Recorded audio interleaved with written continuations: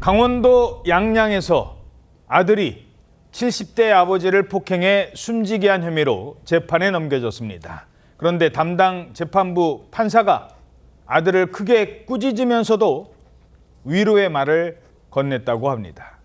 아니, 아버지를 숨지게 한 아들인데 왜요? 아들에게 사연이 있었기 때문입니다. 우선 이 30대 아들은요, 지난 2022년 초부터 아버지와 단둘이 지내게 됐다고 합니다. 누나가 있었지만 함께 살지 않았던 건데요. 아버지를 혼자 모시게 된 이 아들은 일용직 노동자이자 택배기사로 일을 했다고 합니다. 얼마나 체력적으로 고되고 힘들었겠어요.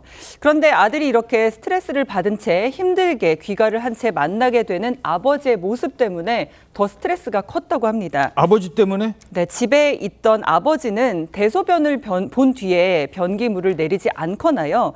용변이 남은 변기물로 뒤처리를 하는 그런 모습을 보였습니다.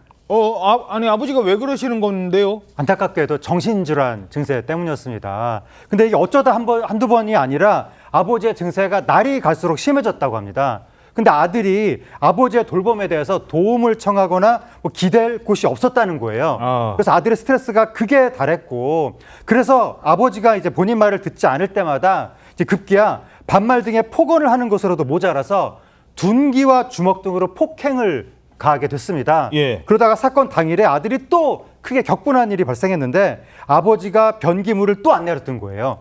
그거 보고 아들이 격분해서 둔기를 들고 아버지를 무차별 폭행을 했고, 결국 아버지가 척추뼈와 갈비뼈가 골절이 돼서 병원으로 옮겨졌지만 숨지고 말았습니다. 예.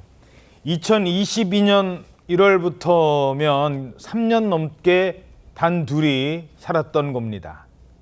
법정에선 아들은 결국 고개를 들지 못했다고 합니다. 이때 판사는 뭐라고 했습니까? 아버지를 한 남자로 생각하고 그 인생을 되돌아보고 생각해보라는 충고와 위로를 전했습니다. 이 아들은 아버지를 보살피는 마음이 처음에 비해서 부족하지 않았나 싶다. 이렇게 돌이켜보면서 울먹이고 반성을 했고요. 판사는 이 세상을 제대로 즐기고 누리지 못했을 그 아버지의 인생, 부친의 인생도 굉장히 불행했을 거다. 이렇게 얘기를 하면서 보호자로서가 아니라 한 남자로서, 한 인간으로서 아버지를 봤다면 조금 더 이해할 수 있지 않았을까 싶다. 이렇게 하면서 그럼에도 불구하고 도움을 청할 곳이 없었던 이 남자의 이 상황을 참작해서 김병의 효자 없죠. 그렇죠. 아버지를 숨지게 했음에도 불구하고 징역 6년을 선고했습니다.